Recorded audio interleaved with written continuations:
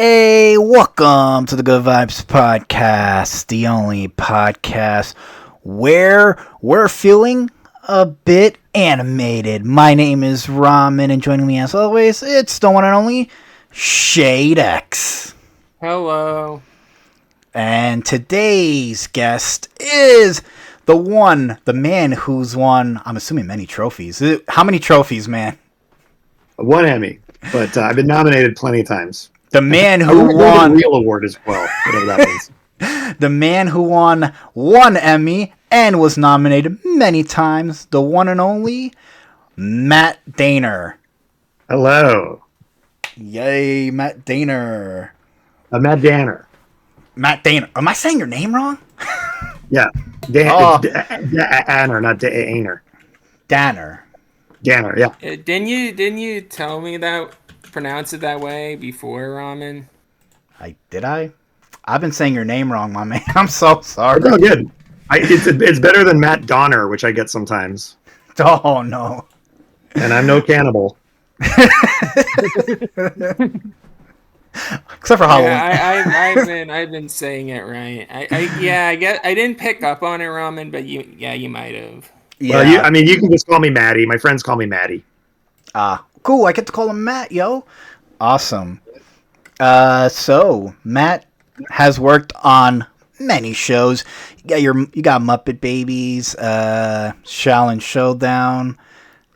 Some I don't know. Go Mobo Boy. Yeah, that was a Flash pilot for back in the day. And my favorite, the Looney Tunes show. I love that show. Yeah, it was a good show. So I want to start off this podcast by asking, your role is producer. Is that correct? Yeah, I guess I'm a writer director, and then I produce as well, and also voice act. but I started off in this industry as an animator, and then eventually got into storyboards and then directing. So I'd say primarily I'm a director, and then I also now write. Oh, and then I produce when I can. So do you like what have you written for currently, or? Well, I wrote on Muppet Babies. I developed the show too, so I do a lot of development as well. But no, I wrote on the Legend of the Three Caballeros show. Oh, I wrote a couple of Club Penguin specials. Oh, Club Penguin. Oh man, I used to love that game, man. Yep. Oh man, We did 3 stop motion holiday specials for them. Oh, shit. Neat. Nice. Yeah, I remember Club Penguins was heavily promoted on Disney Channel a lot. Yep. That was like the one thing they would promote a shit ton. Wait, Yeah, were you rabid fan base too? Yeah, very dedicated fans. A dedicated fan base. The one thing I remember about Club Penguin is like, I think a kid at my school jokingly said, "Party at my Iggy," like party at my igloo. Yep. Oh man. With my puffles. With my puffles. Yeah. Man. Yeah, I'm aware of Club Penguin. I think I've seen friends play it. Like I think my cousins played it. I played maybe a little bit of it, but not a lot. Yeah. I know there's like fan preservation of it. Yeah, I don't know. Because last I heard, I think they shut it down, didn't they? Yeah. They shut down one of them, but I think there's some other ones out there. Got it. Yeah, Disney shut down a lot of their online games. I remember Toontown. Yeah. I remember they used to have that, and they shut down Club Penguin. I mean, you could still play the DS games, I guess, but yeah. When I was there, the hot game was Disney Infinity. Yeah, Disney Infinity. Yeah, those were great games, dude. Yeah. No, except for the toys. You have to buy they're like $8 a piece, man. They're cool toys, though. I mean, They are. The style of them was really neat, and I love seeing how they crossed. Because Disney doesn't usually cross their brands. Mm-hmm. So it's kind of neat seeing all the brands in one spot in the same style because it just never happens. For sure, yeah. The Toys to Life, Disney Infinity. I love those. Like Disney Infinity, Lego Dimensions. Those were like really freaking big. Skylanders is the one that pioneered most of those Yep. toys to life things. Yeah, those were really great. Question: what do you do on? I know I'm asking really stupid questions, and I'm so sorry. There is no such thing as a stupid question. Don't worry. Oh, sweet. What do you do like on your downtime when you're like just chilling out? You know, I know you have kids and stuff like that, but what do you do in your downtime? I mean, I play video games. You know, I mean, I read. You know, but I read manga, and I read. I mean, I read books too, but like I read like in terms of. When I pick up a book, I pick up a book, but I read manga like I just read One Piece today because it just came out. And I play lots of video games. So I just got done playing Super Mario Wonder, which is awesome. Dude, that game is awesome. I have not played it yet, but like, what'd you think of it, man? It's good. I mean, it feels like I feel like the Mario games kind of went off on a tangent for a little while when they got into the new Super Mario Brothers stuff, and even though they kept sort of the retro angle on Mario Maker, which I appreciated, this feels like a spiritual successor to Super Mario World. Or Yoshi's Island, where it feels just like it's just interesting and different, but it's classic feeling too. It was kind of weird playing it. It didn't feel new to me, but it was. It looks, when I look at it, it looks like because you're right. I back then the new Super Mario games, like you play them all. If you played one, you play them all, and they have a bit of they have a little bit of fatigue. Like it became very samey. Like it was very cookie cutter, especially with like Mario Maker. But like I think like Mario Wonders is definitely an evolution in like the Mario formula, especially the art style. It looks super clean. Well, that's what I liked about Mario in the first place. It's like, I wanted stuff that looked like the instruction booklet, Mm-hmm. And back in the day when you're playing in 16-bit and stuff, you could get what you could get, but like there was sort of a cartoony simplicity to those games that I feel like got a little lost once everything went 3D. And this feels like they kind of went back to it. Like it's still 3D, but it's really stylized. Like even just the way they like animate Mario, there's like, little zip lines, and they actually like parts of his face are graphical. So like his expressions and stuff, pop into these like really cool, like cartoony, facial expressions. And I don't know, it just feels like, for me, it's like where I was always hoping Mario would go, and it did, Same. So I'm cool with that. I was surprised when that direct was revealed and that game was revealed, because I was like, oh my god, finally a Mario game that doesn't look like New Super Mario Bros. Because I was getting tired of that. Yeah, and I did like Mario 3D World. Even the Bowser's Fury upgrade they did or update.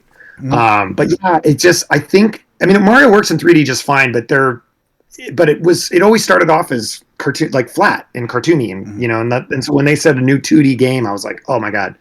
So, and I love like Paper Mario. There's something, and that's its own style, but I love that sort of aesthetic.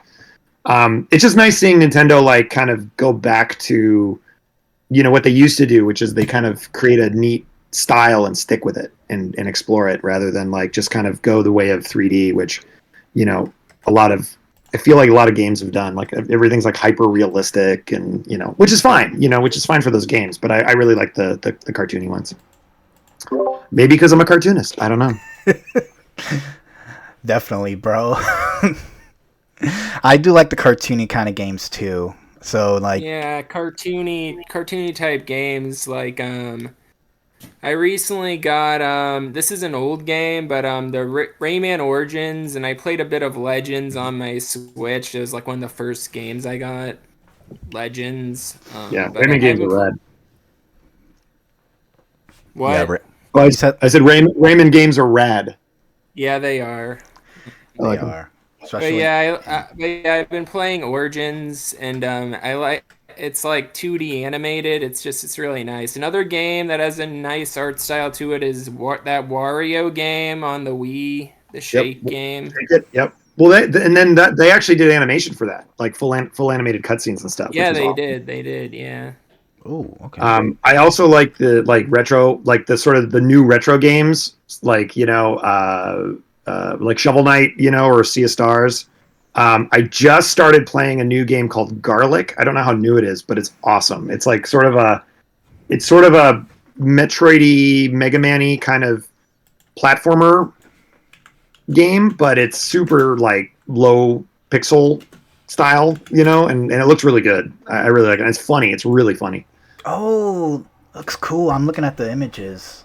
Oh, Yeah, it's really cool. It's a great game. And it's like one of those games where it doesn't punish you for dying. Like you die constantly. As a matter of fact, they keep a death count next to your Wow. save file. So like it's like, oh, you've died 800 times so far. And it's like, yeah, because you die so much in the game, but they start you off like right away. Like the music doesn't even stop. You just go. And it's actually really enjoyable. Nice.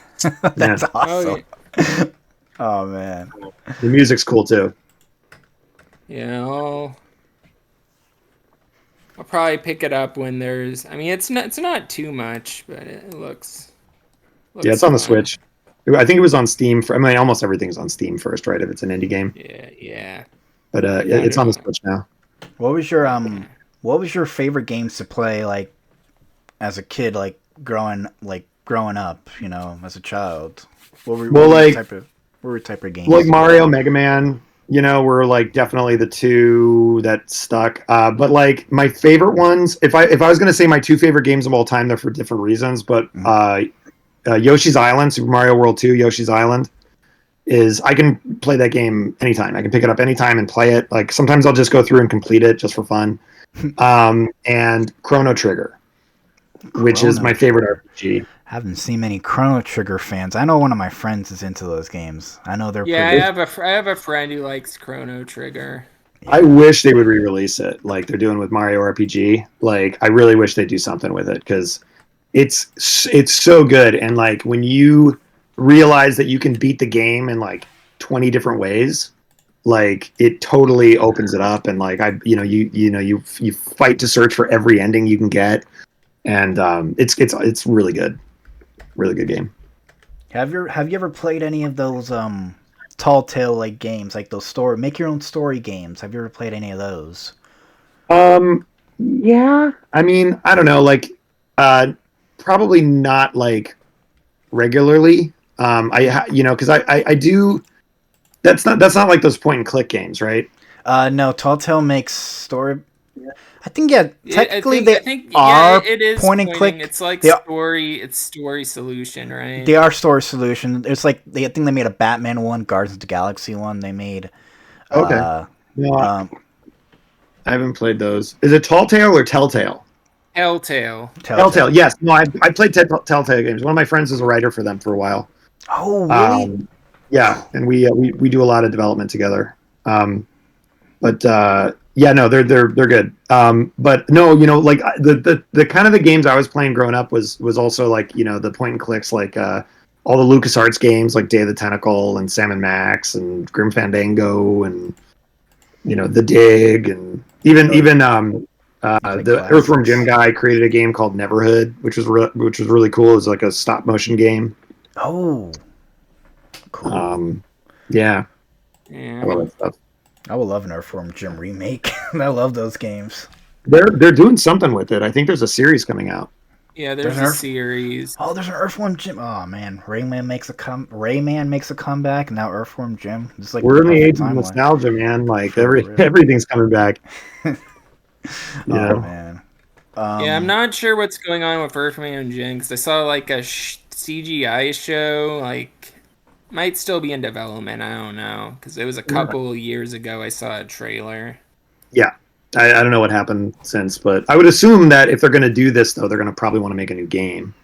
Yeah, most Um, likely. but we'll see. Who knows? Who knows?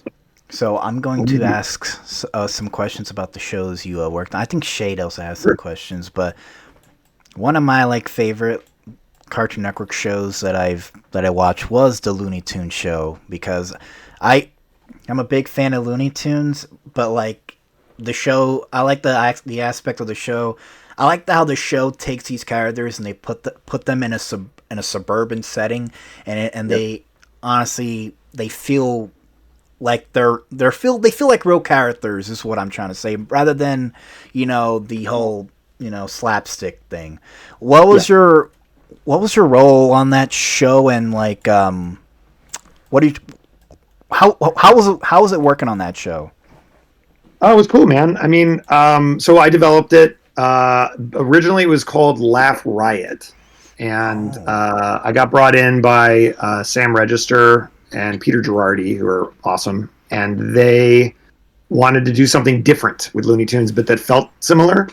So originally, we had set out to we had a designer do a new take on the characters, which was that more stylized style that we have. That was Jessica Barutsky, who's an old friend, still a friend. And so she did sort of her take on it, and that sort of gave me the reins to kind of take the characters into a slightly different animation style as well. And then originally it was planned to be like a sketch comedy show where all of the sketches were intertwined, like a Monty Python or a Mr. Show. But the tough part about it was, what makes sketch shows work is having characters that are a little more simple and less defined in everything that they do. And so we just found it was tough having these characters play different characters in different sketches. You know what I mean? Because they're Bugs and Daffy, and their personalities are really defined, and what they do is really defined. So one of the sketches was a suburban take on Bugs and Daffy being roommates, and that ended up sort of becoming the show, because then we were able to have all the characters in it. And the original idea was to sort of have them all living sort of in a town together, and having them all being able to like interact with each other. But when we took out the need to reset every sketch, it made it a lot easier to sort of build that. And so that's kind of how it ended up the way that it ended up. And that's why they're in the cul-de-sac with Granny and Yosemite Sam, and Speedy as the pizza place. And, oh my god. And then it was a lot easier for us to introduce characters or reintroduce characters to the show, keep their personalities intact, but then have them be able to play sort of a slightly different role in this new universe. Yeah. Yeah, and it was cool. And then we, the only stuff that stayed in, because I was only on the first season. So and during the first season, we sort of we started still doing like Merry Melodies, if you notice. So I did a lot of those music videos, and I directed all of the 3D Wile E. Coyote shorts. And then eventually it sort of just made more sense to do it as just the show that it was. Yeah. And then in between season 1 and 2, I ended up taking a gig going over to the Hub, which was over at Film Roman and Hasbro. Mm-hmm. And I did a show called Dan Versus from that. Oh, yeah, Dan Versus. I really love that show. Shay loves Dan Versus. That was a good show. That was a fun show. On it. Yeah. I only know about Dan Versus because Shade's video on it, but it's like it looks like a really good show. I was shocked because it was technically a kids show, and what they wanted to do was make it a show because the creators are the two main characters, like Chris and Dan, and so they were, and it's funny because they're like they're not exactly those characters. I mean, they're definitely hyper versions of those characters, but it was really funny working with Chris and Dan on their show starring Chris and Dan, that show was interesting because the trick was they wanted us to make a show that was for kids, but that made it so that the kids felt like they were watching something they weren't supposed to watch, like a Family Guy. And so that's why, if you notice, that show got real pushed, and it pushed more and more and more. And there's jokes in there where I'm like, I can't believe we got that into a kid show, because it was technically a kid show. Yeah, I think they aired it right after My Little Pony. You know what I mean? So it was okay. But that was a fun show. That was a really fun show to work on. It was, it was so funny. Anyway. I prefer kid shows that are like that. That doesn't make it feel like it's the characters are talking down to the viewer. I like kid shows that are smart, that have these interesting characters, and it almost makes you forget you're watching a kids show. I think that's probably why I think Dan versus appealed to so many people. Yeah, and there's a surprisingly like active fan base for it still. Like it's Yeah. wild just being online, seeing like who kind of like grew up with what and what they still sort of like subscribe by, and I think there's a whole Dan versus community. Yeah, there Um, is. I know the fans want the show to come back. I mean, I think it would be great. I think it's a good time to do it. There's enough time has passed where Dan can have a whole bunch of new gripes. Yeah, it'd be a So, really question good is, show to let's see get that. again. Let's get that. I think there's also a push for it to be slight. I think the show originally was gonna be like more adult. Yeah, I mean, it was conceived as a primetime sitcom, not a primetime sitcom, but a primetime animated show, and but then we produced it as a sort of afternoon kid show, but it was still in the style of a primetime animated show, and the humor reflected that. Definitely. Like there are things that we couldn't do for sure, like that's like that Family Guy can do and Simpsons can do, but there was a lot of stuff we did that I was never able to do on a kids show before. Wow. Um, Can I ask I know I don't know if you know. Do you know who Alex Hirsch, Critter Gravity Falls? Do yeah, you know I worked who on that? Gravity Falls. Oh, you did? Oh shit! Yeah. I was say you're I on. was part of the Disney development team when it was being developed, and then I worked on an episode Oh, nice. while I was there on an This overall. Yeah.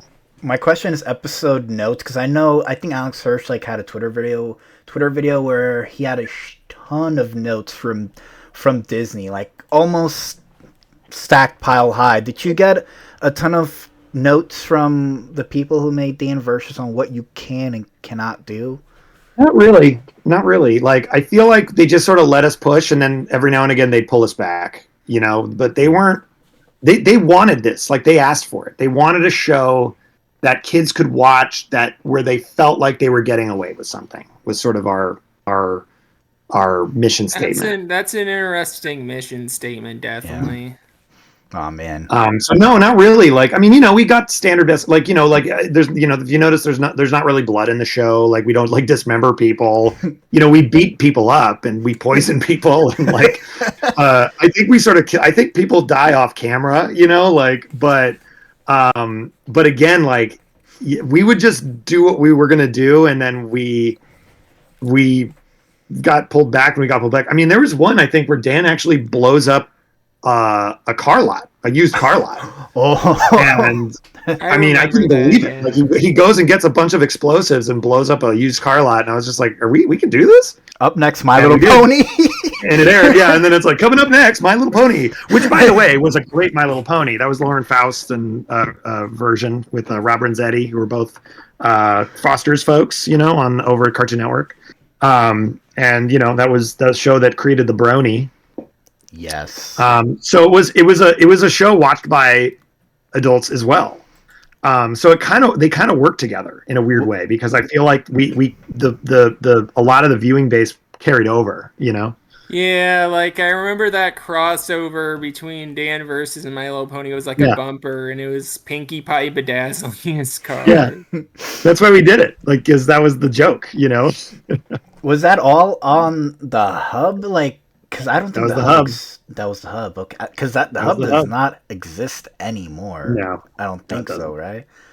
No, I mean the hub unfortunately was like the last, and not the last, but it was one of the last. Like, hey, kids still watch television networks. You know what I mean? Before streaming really took over, and YouTube really. I mean, like now it's like it's the amount of content that we create, even at Disney, for like YouTube is interesting. Where we'll make a show for television, but it'll end up on the apps, and we will segment certain sequences. Like on Muppet Babies, we'd always take all the musical numbers, and we always made sure they felt self-contained, so that we could basically rip them out of the show and put them on YouTube as music videos and YouTube content. which is smart, and like some folks are like, I saw Nickelodeon recently has started to just air shows on YouTube. Yeah, And they've been live streaming They've been live streams. Cartoon Network has been Yeah, doing it. Nick has yeah, they just live stream their shows. I don't know how they do it for that long, but they do it. there's Teenage Mutant Ninja Turtle streams from Nickelodeon. A lot of yeah, those yeah. I've But I mean, noticed. that's where a lot of the audience is now, like, so it makes perfect sense to me, and it's as long as people get to watch stuff and enjoy it, like, that's all I care about, you Yeah. know. Have you by chance pitched like revivals or pitch shows coming? I'm or Absolutely. streaming like. Yeah. I mean, I've done a lot of development, and I will say the thing about development is for every one thing you see, there's like 10 things that you don't see.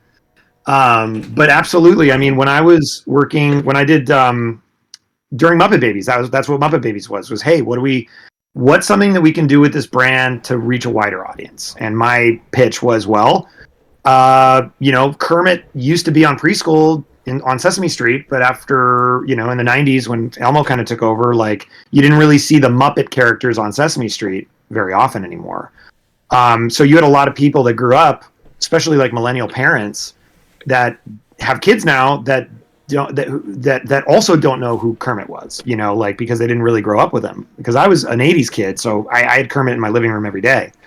And then there was the Muppet Show, so that was sort of the reason why we did that. Is like, well, let's bring Kermit back to preschool, but make it so that Muppet fans can enjoy it too, and that was sort of our take on that. And also make Oh it so that the yeah. characters look the same. So like we wanted to make sure, like, if you saw Baby Kermit, he had fur and fleece, and he had like the way that his eyes worked with the little with the felt. We wanted kids to be able to look at that Kermit and then look at the adult Kermit and know that it was the same character. Um, That's a cool detail. That's yeah, really and it cool. worked. It really worked. And actually, what's interesting, and I've said this before in interviews, but like, once we went on Disney Plus, because a lot of the stuff I was developing was actually for Disney Plus before it was Disney Plus. And one of the things was we wanted to end the Muppet Babies show, the series, on the Muppet Babies show, which we basically just did a send up to the Muppet Show, where we literally did the theme song. We had all of them on the stage doing sketches, and we had Chef doing his thing. You know what I mean? We had everybody doing like basically a half-hour version of the Muppet Show. And then when that episode ends, Disney Plus then directs you to the Muppet Show, which they just uploaded to Disney Plus at the time. So it was a perfect kind of like way to transition kids from this to the classic stuff. And it worked. And now kids know who Kermit is now, and it's great. That's awesome. Yeah. Yeah. I learned about the Muppet Show from my dad. Actually introduced me to the Muppets because he grew up with the Muppets, and I would watch it on there.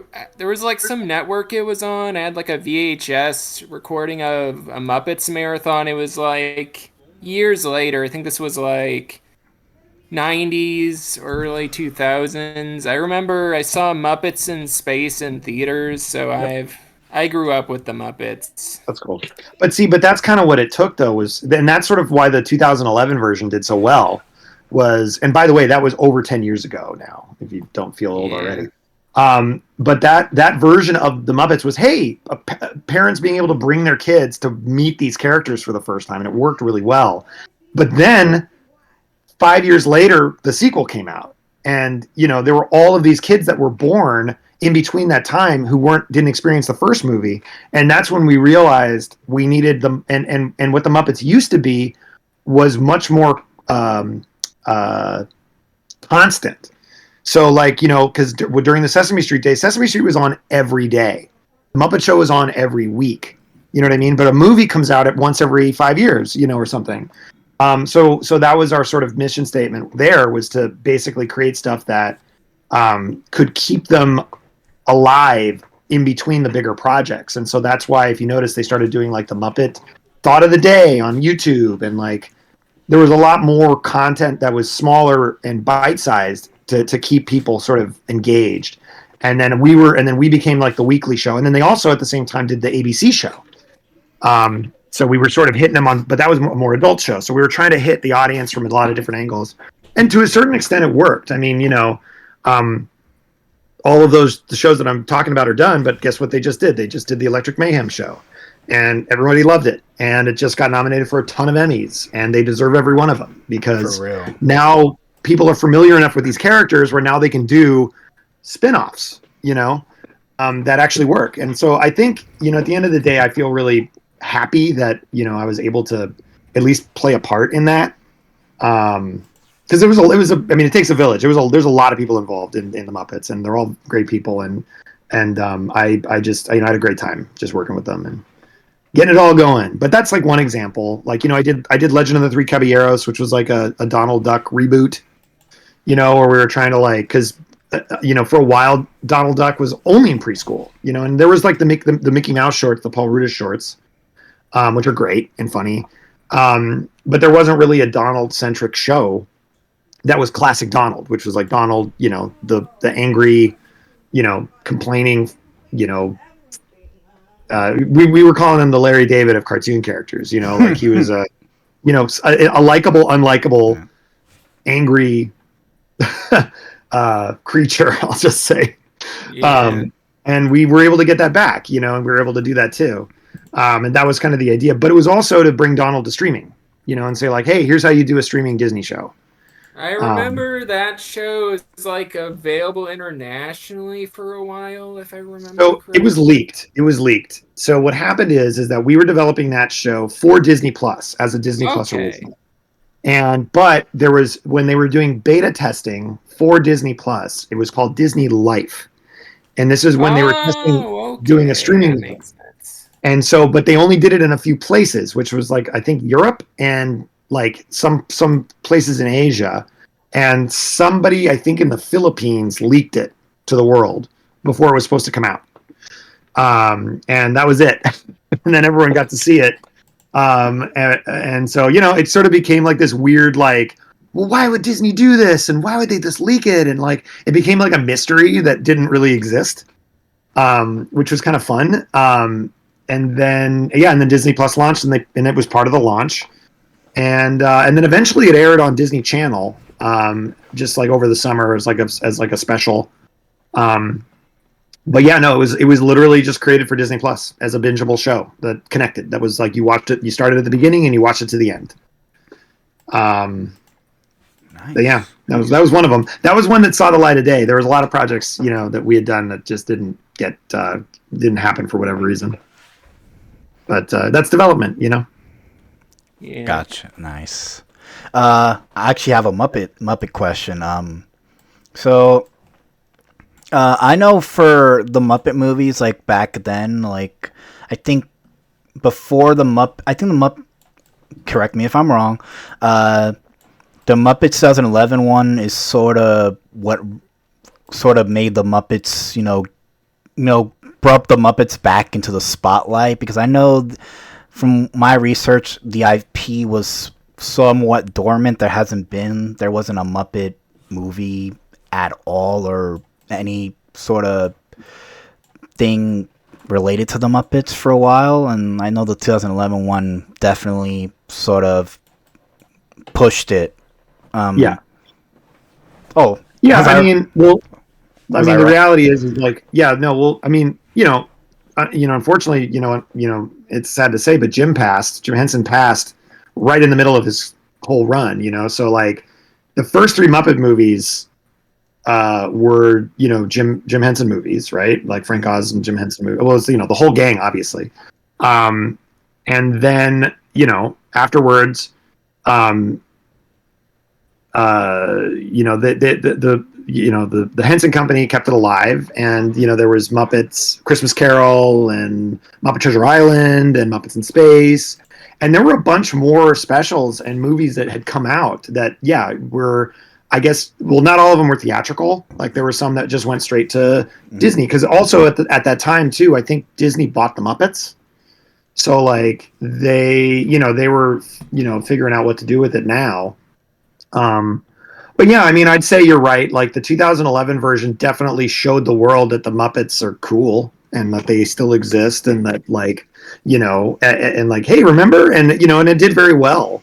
And and it was cool. It was a great movie. Like I really, you know, even as someone who's like a fanatic, you know, who is a fan and who hadn't been working with them yet, like, you know, I went in skeptical, going like, am I going to like this? You know, but I loved it, and I was like, that was great, and like, what a way to bring them back, and you know, but it was just, again, like I said, it was hard to maintain that because viewership has changed. You know what I mean? Like back then, like movies were the thing. Like movies still haven't quite come back the way that they used to, even pre-COVID, you know.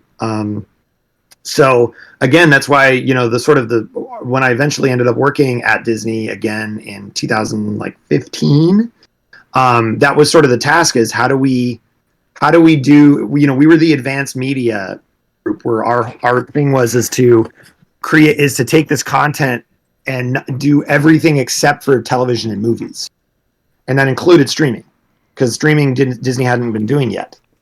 And so, you know, that was sort of our task. Even Muppet Babies was originally supposed to stream on something else, but I forgot. But I know it was Disney Plus hadn't come out yet, so it wasn't going to be that right away. But then, you know, thankfully, Disney Junior came in, and they're like, well, we want it, you know, and so we ended up producing it for them, and that was great. And then it was still able to live on the app afterwards. Oh, that's the best of both. Yeah. You got Disney Junior, which some kids watch, and then you got, I think, the streaming app, which, you know, you could easily just watch an episode and not have any context because there's no overarching story. You know, Muppet Babies.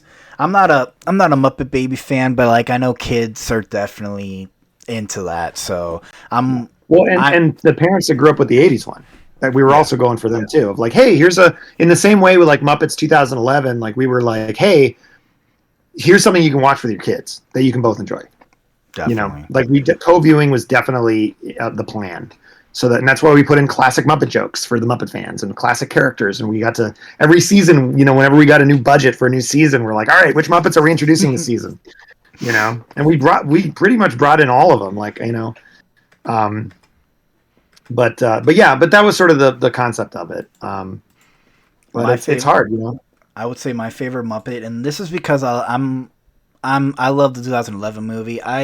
I do have a soft spot for the character Walter, because that was like the movie. They don't really do much with him, especially in the second one, and they try incorporating him into the Disney Plus show, that new one that they made, not the Electric Mayhem one, the other one. Yeah, the Muppets Now, I think it's called. Yeah, but I always have a soft spot for Walter, because he's a Muppet fan like us. He's like ingrained into, like, he's pretty much just the audience, the viewer. Exactly, but that's why it works so well in that first movie, because he was our entry level Muppet. Because we actually met him before we met Kermit in the movie. Oh yeah, true. You know what I mean? It was his story, which is why I think it worked really well. And then once he ended up joining the gang, he was still there. You know what I mean? But like it was, you know, it's hard to,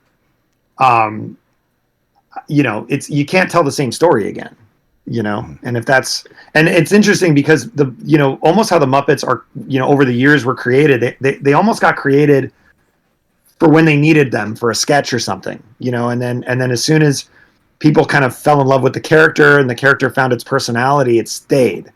And that's, you know, why the Muppets work, is because they're almost sort of like a Katamari ball, just like gathering more and more Muppets. Because, like, you know, there's Muppets that were created, like Pepe, for instance, you know, who's like, and Bobo, who those characters didn't exist until like the 90s for when they did Muppets Tonight.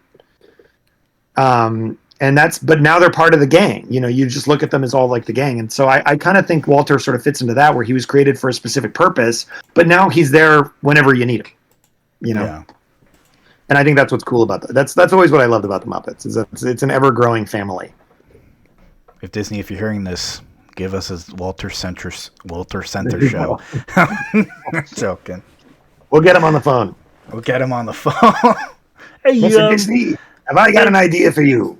Hey, you're out here planning on giving this one Muppet a show. Whatever you say, Mr. Frog. You do it now. I need the green. Yay! Oh man. So before let's talk a little bit about Out of Jimmy's Head. That's like when I saw your IMDb, I'm like, this is probably an interesting subject to talk about. Yeah, sure. And then we'll probably like end it in a bit. Uh, what was your I saw role? you posted that, and I was like, like we have fan. So did you watch it originally when it came out? Oh, I watched all of it. No, but Nice. here's the thing. I'm actually I like the movie, the reanimated movie. Animated. And I did not I work like on the movie. No, I know. I somewhat like the show, but then you go back to it and you're like, it's kind of like I wish the people could see the cartoons because it almost makes the kid feel like they should really call like that, like he should be locked up. But like, I get the whole appeal of it. But like, what was your like role during the production of the show? Like, So originally, so they brought me in to do the animation at Cartoon Network, and like I said, I'd been working in Flash. I'd done some work on Foster's with that gang. It actually, most of the stuff I did for that was like traditional animation, like they're like, hey, we need to do like a scene of this basketball character dunking in slow motion, and we don't want it to look flashy, so I actually like hand animated it on paper. the animation's really smooth. It was on the same level as like the reanimated one. I'm like most TV shows that try to use like animation, they use a flash animation, but like it is really smooth animation, I would say. Well, and one thing, and I got to give, like obviously the animators were great, and I'm friends with a lot of them. Like I believe he was the animation director on it, but Eric Pringle, him and I were creators together, and we actually did our first short film together. But he was on like Mucha Lucha, and which was the first Flash animated television show like ever, and we did that together. And so I had enough experience in Flash to in full animation, because the one thing they wanted to do with the series is they wanted the characters to be even more animated than they were in the film, in order to sort of blend more with the live action, like a Roger Rabbit. And then they also wanted, like, I actually brought in a lot of the After Effects ideas to light them so that they felt like they were in the scene a little bit more. And so we did all that. So I was brought on originally to sort of redesign the characters for Flash, so that they could work a little bit more on a series schedule, but still be feel fully animated, and then also use the digital trickery that we had in order to do that. And then I also directed the live action scenes that the animated characters were in. So basically, I had like a stick with like, 2 ping pong balls on it that I turned into eyeballs. It looked like a little Muppet. We called him Ivan. That's cool. I would work with the kids, and I'd rehearse the scene with them. I'd storyboard it on set when I knew where we were camera wise. I'd rehearse it with the kids, and I would like basically have the character. We had standees of the characters that were life size, so that we knew how to set up the shot, and then we rehearsed it with the eyeballs, and then so they knew where to look, and then we'd go action, and then the kids would run the scene. We would read the cartoon characters live on set with them. It was easier for us just to we didn't record ahead of time, because it was just easier for us to just do it on set and then edit around it. And then basically once I got my shots, then I would drive 2 hours to Cartoon Network Studios, because we were on a studio lot in Downey. And then I would drive 2 hours back to the studio in Burbank, and then work with the animators and animate all the stuff. So my days were quite long. I was very I was I like Out of Jimmy's Head. I'm like an Out of Jimmy's Head defender as a kid, and and a lot of people hated the show because when CN Real took over, it primarily became more about the live action shows. But there were a few shows that I like. I like Out of Jimmy's Head was one, and then they had Destroy, Build, Destroy, and then you had freaking can't think of the other one, but I think it's Do What Will Happen. But I think there was 3 shows that I would currently watch back to back. Was those 3 shows? live I action. mean, shows. I feel like Jimmy's Head is a wild show. I mean, it's like even like you think like, oh, the cartoons make it crazy, but like the show itself was crazy. Like it was like, I mean, Yeah, the guy had like an astronaut for a mom and an alien for a sister, and like she had a Yeah. werewolf for a boyfriend, and that's not even the cartoons yet. I like the funny Yeah, part is yeah, that I think the villain I lives inside the remember- house. I think from what I remember, and that's like the funniest thing ever. Oh, and then there was also a villain who is the son of the creator whose brain he got, and he was trying, and he would talk to a bag of money, and, I love and that. do these over the top. Yeah, it was great. But I think it got a flack more for the fact that look, let's be honest, like people don't like change. You know what I mean? Like change is hard for people, and when you're Cartoon Network and you're like, hey, we're going to dip our toe into live action, I think that got a lot more attention than the show itself did, because for me, I'm like, well, if you're going to do a live action show, yeah, there should be animated characters in it. And there were. So it was a cartoon show still. It was you know what I both. mean? Like, so for me, it made sense. And by the way, the creators of that show, have gone off to do great things. Tim McKeon, he created Odd Squad, which is like, does really well, and Adam Pava, he writes for movies. I mean, like, they were, very good to me. I mean, they were like, hey, just like do your thing. Like we're gonna like, because they were on set every day, and I was on set when there was animation to be done. But then other than that, I was in the studio directing the voice actors and getting the animators done. But like I said, we animated all that in house. Like most of the animation was done. We had a small animation team. And there's people from that have moved on to great things. Like Brian Newton was one of our animators, and he's now a director for Rick and Morty and other things. Oh. He recently directed on Fight Girl, which is coming out soon for Cartoon Network. Ryan Green, who's now a director at Disney Feature, or head of story, or I mean, he does lots of stuff. Casey Leonard and Dave Stone, who are now both EPs at Nickelodeon on the new Rugrats and on the new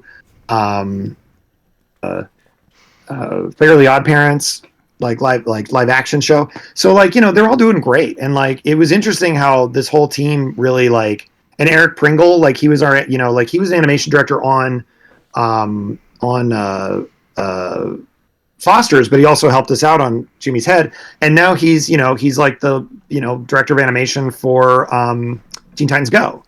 So a lot of great people came out of that show, and I don't think people really know that, And now they do. I'm really happy that that there were some good people working behind these shows, because my thing was I thought like the vice president was always looking over most of the was overseeing a lot of the shows and like making the decisions, but I'm glad like you guys had the freedom to like do the show you guys wanted, because yeah, and basically they had no choice because no one had really done this before like this, you know what I mean, because they're like live action animation hybrids were around, but like they were really big projects. Like Roger Rabbit was like no one had ever seen anything like that before. Like people had done it, but it's like how do you do it? And now how do you do it on a television schedule? And thankfully we had all these new tricks up our sleeve. We had all these new programs, and we had Flash, and we had After Effects, and we had tools to be able to actually pull it off. Which in my mind, I mean, it was kind of the first of its kind in a sense, even though it wasn't a new idea in the sense that live action and animation, like it was new in the sense of it being a series, that came out every week, and we did like 20 episodes. I wish it was somewhere online though. People were looking for it. It's interesting because I don't even have it. Like I don't have any. Internet Archive has I think last time I checked 3 to 4 episodes, and they're very low quality. I mean, I think like a lot about Jimmy's Head recently got found by Lost Media Wiki or something. I just watched the behind the scenes on YouTube. That's pretty much what I just watched, because I'm like, I can't find the episodes half the time. I think they found a lot of it. But Well, we gotta get it. We gotta get it released Well, somehow. I will say this: we had a lot of fun working on it. Like it was. I mean, look, as an animator, I had done some live action stuff. Like, I do some acting, and I was doing like Channel 101 stuff, which is I don't know if you know what Channel 101 is, but it's sort of where Rick and Morty came from. But it's sort of it's a monthly. They still do it. It's a monthly um, festival, sort of that people make 5-minute episodes of shows, and then the audience votes which ones they want to see come back. Like a oh yeah cartoons type of thing, like sort of, but it's every month, and it's been going on forever. And it was created by Dan Harmon and Rob Schraub, and so I had some experience with that. And so that's, I think, another reason why I got the gig, was because even though I was an animator, I had live action experience. But I'd never done anything like this, where it's like I'm on a set of like a kid show, like where I'm standing in a fake school, inside of a hangar, that's lit like it's outside, and there's kid actors, and like I got to work with the kid It was really cool. Like I'd never done anything like that, and like being able to like sit and actually sit in the director's chair for like some sequences, and actually be able to go like action, and like it was neat. And then to go back to the cartoon studio and then animate on it as well was really, really cool. I don't know. It was a neat experience. Everyone really everyone put a lot of love into that show. And I know it gets some heat, but I think most of the heat it gets. I mean, it's a weird show. It's a weird show. The reason it gets weird is good. It is a weird show. The reason it does get heat is because it's because of the CN reel. The show. It's just it could be people were more mad about the fact that Cartoon Network was doing live action stuff than the shows themselves, because like you said, I mean, there was a ton of shows that came out of that era. I love the Ben 10 movies. They're live action, so I like those movies. So seeing real good. I really like. Wait, I know it's the dude from like Bill and Ted. Bill and Ted, Alex Winter. Yeah. So Alex Winter, I shared an office with him. We were next door neighbors. Shared an office, and I was with Alex Winter. Oh my god! And he's so cool. He is such a nice guy. And he's so talented. He was doing all of his own storyboards. And when I met him, I was like, oh my God, I'm a huge fan. And I could tell he thought I was going to say Bill and Ted, but I said Freaked, because I love that movie. And he wrote and directed that. And that was his movie. And it is, if you haven't seen it, Freaked, it is one of the craziest movies ever. It's like, it's got stop motion in it. It's got animatronics. It's got puppets. It's like minute for minute, the joke count is like on par with stuff like Airplane and Naked Gun. And it is so weird and fun and cool. And once I said that, I could see his eyes just lit up, and he was just like, "Oh wow, okay." And he like signed my Blu-ray, like, and then we were office buddies for a little bit. And if I ever see him again, I want to give him a big hug. But I'm a big fan. I'm a big fan of his work. But yeah, and he was doing those, so it was a cool time. It was neat. Alex Winter is one of my he's one of my favorite directors, and because I grew up a Ben 10 fan, and like when he made the live action movies, I'm like, I like them. They have a few problems, but I'm like, looking behind the scenes of like, I mean, like, go back and watch stuff from when you were a kid, and you find, it's interesting seeing what doesn't like, it's funny because I rewatched like the old Disney Afternoon stuff recently, and I was like, oh man, like this stuff really holds up, Yeah. And then I tried watching stuff like Captain N, the Game Master, and I'm like, whoa, this doesn't hold up at all. Mega Man's voice is just like, hey. Oh yeah. I mean, what about Kid Icarus? Like his whole bit was adding Icarus or Icarus to the name end of sentences. Oh, I'm like, what? Yeah. But like Alex Winter, like I saw his behind the scenes like storyboards in some of like the Ben 10 movies, and I saw his passion. I also loved how he knew like the show, and like he did his research. I'm like, if they ever make another Ben 10 movie, I don't want anybody else. I just want Alex Hirsch to direct it, because he seems Alex Winter. My bad. Maybe Alex Hirsch would direct a Ben 10. Who knows? No, I mean, guys. You guys can take a shot every time I say the words Alex Hirsch. I mean Alex Winter. I mean, I would like Alex Winter to direct another Ben 10 movie. Here's the thing, and I got to tell you, you want to talk about someone who puts their love into their work? Like, I'm telling you, man, that guy was in an office at Cartoon Network doing his own all of the storyboards for the entire film himself. You know what I mean? And like I couldn't believe it because I was like, oh my god, like you know, and he could draw pretty good, and he was like, yeah, you know, I usually have a board artist come in and like clean him up and make him a little tighter, but he's like, I like to have my whole movie like figured out, you know, and I was like, oh, like animation, and it was really cool, and but he put a lot of love into that, and you can tell he cares, and you can tell by his work. I mean, that's what I'm telling you. Watch Freaks, like that movie was a passion project for him, and it's so good. It's so like weird and like crazy, but it is so good. Did Alex Winter direct the last Bill and Ted movie? Because he maybe because I like that movie. I liked it more than the Silent J and Bob movie. I like the Bill and Ted one a lot more. That one felt more like a proper like return of the characters. Yeah. I'm gonna see what he directed. Oh yeah. Oh no, wait, he acted. He acted. He directed a ton of stuff. Yeah, I know he's directed stuff. No, it doesn't look like. No, I don't think he directed. He didn't the movie. direct Face the Music. He's doing documentaries now. It looks like. Yeah, man. He does great work, and he's a really good guy. Like I really like him a lot, and he's a true artist.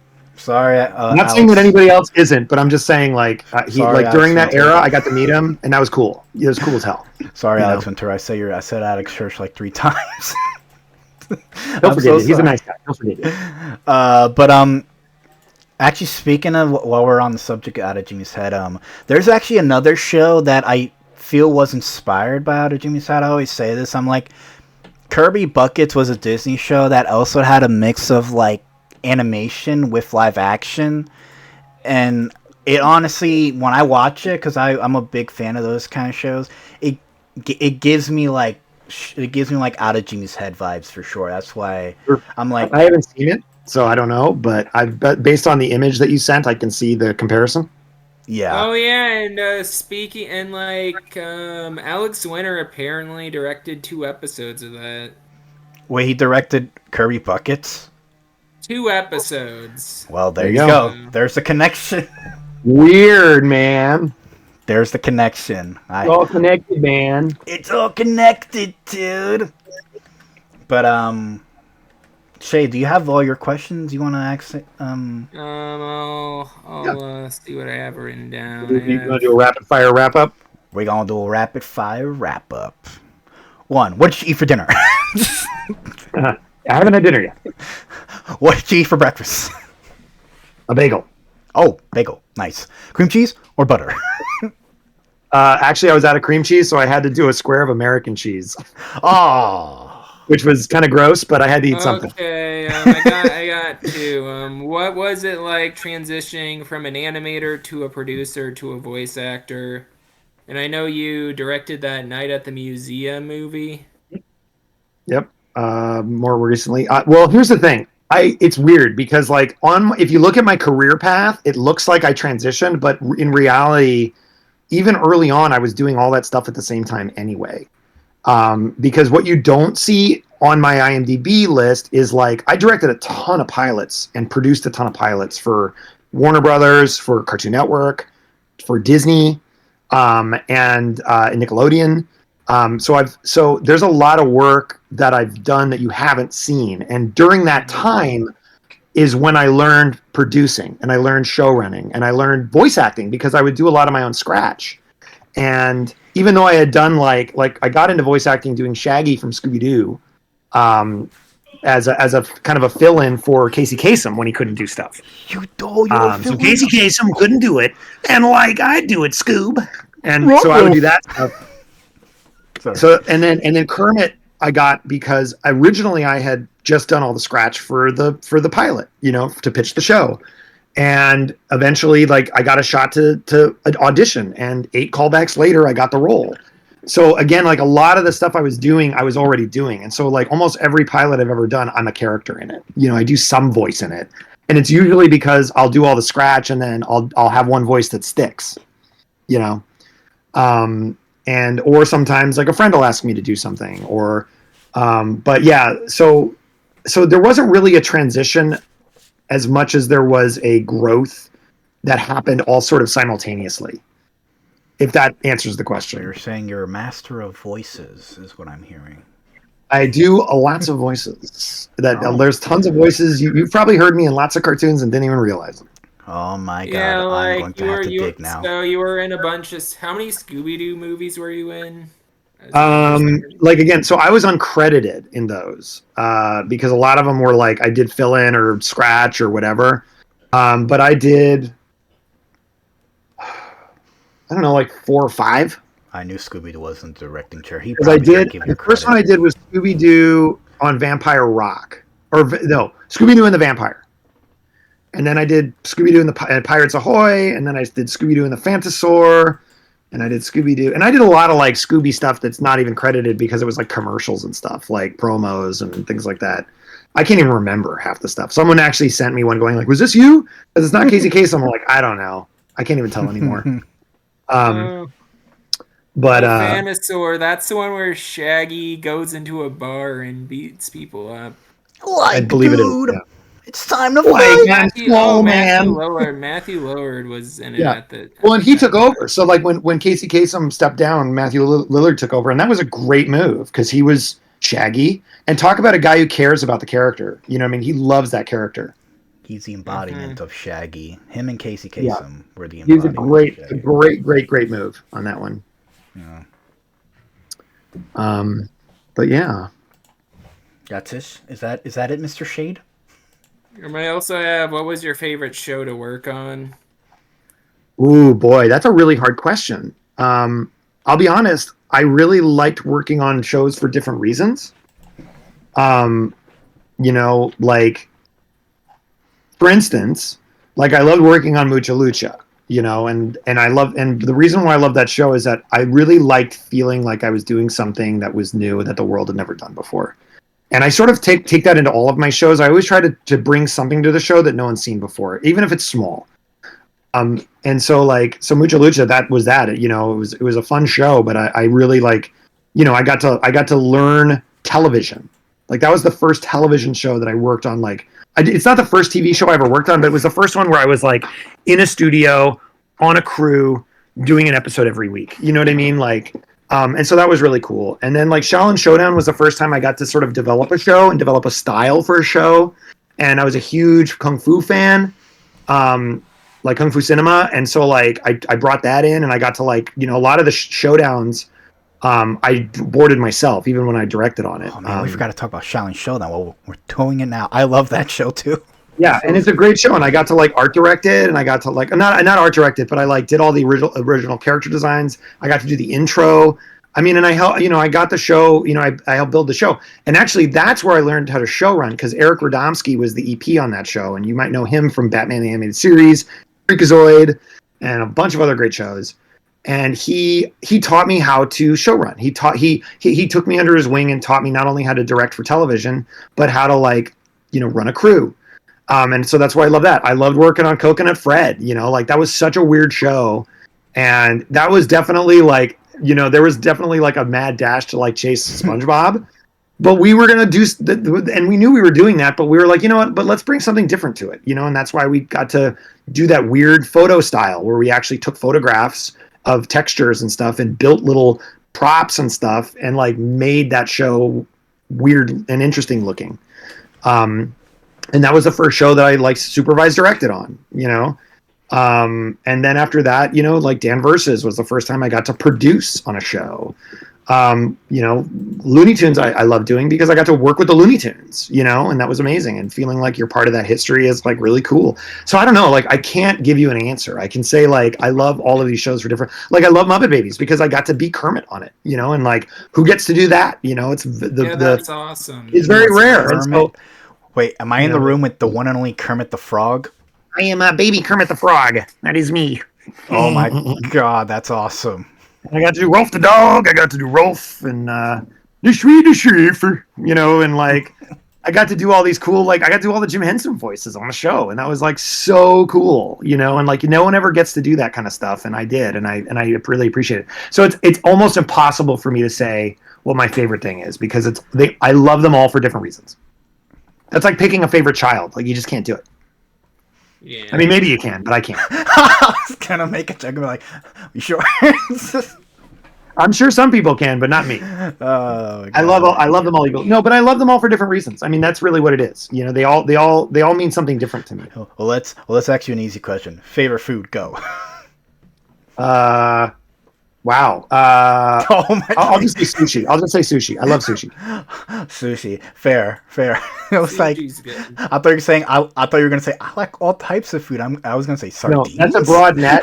I'm cheating a little bit because what does sushi mean? It could mean anything. Like that's a pretty broad net. I love sushi. I love ramen. I love pizza. I love Chicago style pizza. You like sushi on pizza? Yes, pizza. People make sushi on pizza. I think that's weird, I had a but sushi pizza. was it good? Yeah, it was cold. Oh. Yeah, Well. if it's like made of sushi, then Well, the bread was rice, and it was wrapped in the slice was made out of rice with the seaweed on it, and then there was fish on top of it, and you ate it like a pizza. Well, that's a clever way to eat like a It was good. sushi. That's a.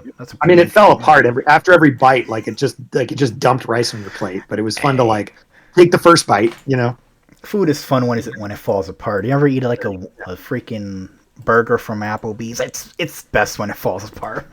yeah. Yeah. But you know what? I'm gonna end it there. I do. We're at the hour mark.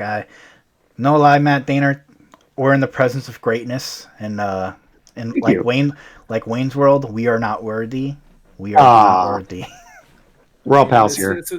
This was really fun. Thank I you. really appreciate you guys asking me to do the show. I just appreciate that. This is the stuff I need anyway. Like, because it's you can interact with your with fans and with people who watch your stuff a little bit online and stuff, but like being asked to do something like this is really special. So I really do appreciate it, and thank you for doing what you're doing, and keep it up. No problem, man. Thank you for coming on, Matt Daner, and thank you, amazing audience, for listening. And can we find you anywhere? I mean, I'm on Twitter, sort of, or X, or whatever it's called now. But no, I'm not really on social media. Mm-hmm. So, I mean, but that's about it. You can find me on Twitter /X and it's at Maddie with a Y Danner. And I usually just use that. I don't really do like a lot of social stuff on there. I mostly just post like stuff I'm working on when I can announce it, or just jokes. Or nerd stuff, just like, hey, a new Mario's coming out, cool, whatever. We were, me and Shay were trying to at you on there and be like, any questions for the podcast? But I should, I'll retweet it. No, we didn't get any questions. So, oh well, yeah, but sorry. like we made our own. But like when we post the podcast, probably sometime this week, we'll definitely at you again because I had a fun time. Yeah. No, this is great, and thank you so much. And again, like let me know, let me know if it all came out okay. And definitely at me, and I'll forward it on. For sure. Hopefully one day we'll have you on the show again, and we'll see whatever else you're working on. Guys, go watch Muppet Babies. Is that on Disney Plus? It is, and watch Night at the Museum on Disney Plus. I love that. That movie's really good. The animated movie. I got another project I'm allowed to plug now. Next year, there's a new preschool show coming out that I'm helping out with called Kindergarten the Musical, which is produced by the same team, a lot of the same people that brought you Muppet Babies. And I have a bunch of other secret projects cooking that I cannot talk about yet, but I will say keep your eyes out, because I got a lot. Next year, I will have a lot of things coming out that I think are pretty cool. We'll have you on again. I'm sorry, I'm like super nervous on this podcast. I'm always nervous when I meet a lot of people. But thank you so much. Thank you. Yeah. My name is Ramen. That's ShadeX. That is the one and only Matt Daner. You guys have a good night.